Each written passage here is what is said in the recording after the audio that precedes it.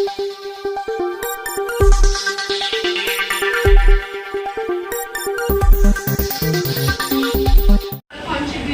in independence movement was coining slogan "Quit India."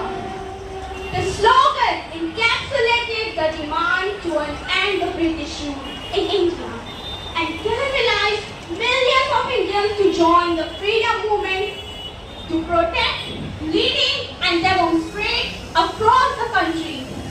Meher Ali was also our man.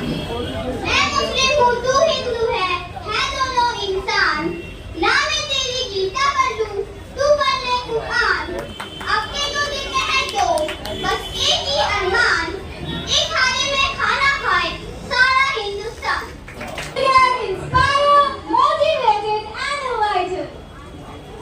Mysterious and mysterious Ashfaqullah Khan and his role in India's liberation is a tale of courage and determination. Please welcome the remarkable Mehman Sophia Rafiq from Standard 6 who will deliver a speech that will resonate with our hearts and minds.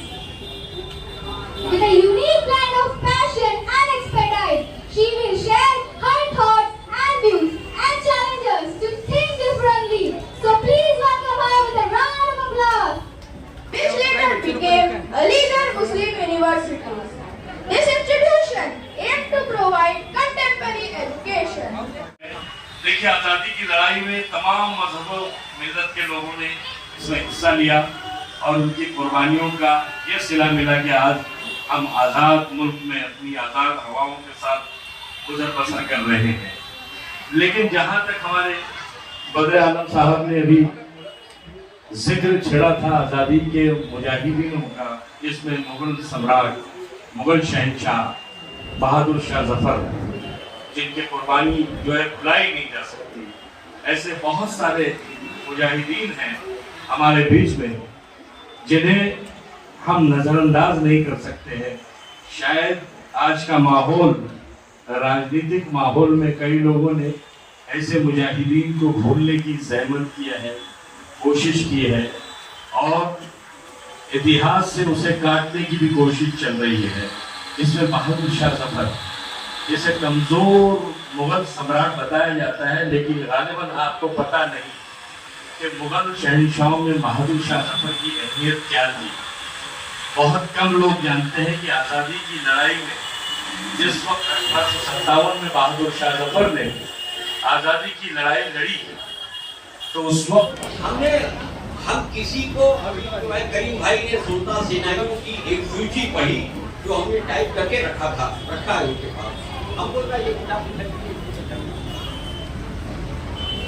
ये जो है आपने हमारे मुस्लिम सुल्तान सेनानी सिराजुद्दौला से लेकर के टीपू सुल्तान और बहादुर शाह जफर और सारे मुगलिया हुकूमत ने इस हिंदुस्तान को 14 अगस्त के पहले का ही नक्शा आपके सामने, ये जो है 15 अगस्त को 14 अगस्त के पहले 14 अगस्त को तो पाकिस्तान बन गया, 15 अगस्त को भारत आजाद हुआ।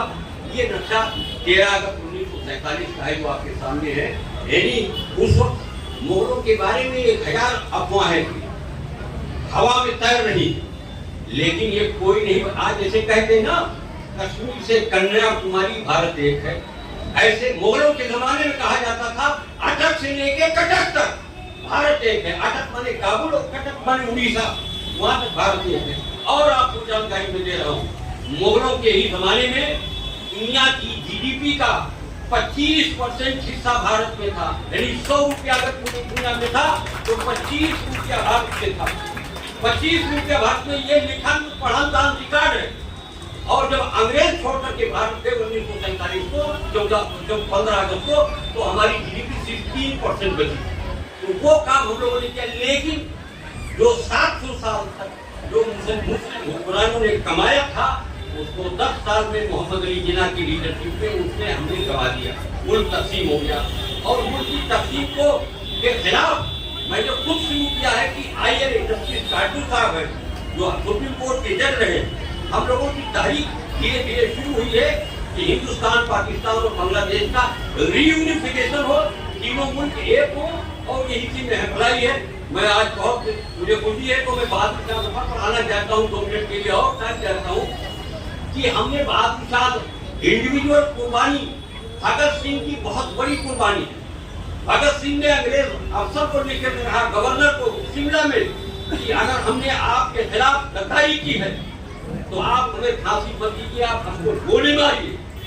और वो भगत सिंह की कुर्बानी इतनी बड़ी कुर्बानी है कि जिसकी कोई मिसाल नहीं है। लेकिन बहादुर शाह जफर की कुर्बानी एक सल्तनत की कुर्बानी है, चाहे उनकी कमजोर हुकूमत ही सही, लेकिन सिक्का और मोहर और नाम बहादुर शाह जफर का था मुगल बादशाह के। मौलाना अब्दुल कयूम रहमानी जो जंग आजादी में चाचा नेहरू के साथ शाना बसाना कंधे से कंधा लगाकर लड़े हुए, उनके साहिबजादे मौलाना अब्दुल कयूम साहब के साथ जो नेता भद्रियाला और हमारे दोस्त मौजूद है।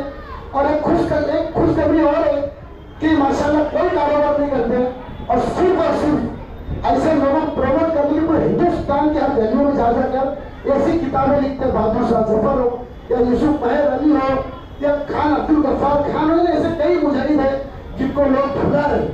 लेकिन मुझे पूरी उम्मीद है जब तक अली भाई जैसे लोग रहेंगे, जब तक ये मेरे शहर के ऐसे बच्चे रहेंगे, जब तक मेरे शहर में से मास्टर्स रहेंगे, तो मैं समझता हूँ कि हमारे शहर में कोई हमारे लोगों को भुला नहीं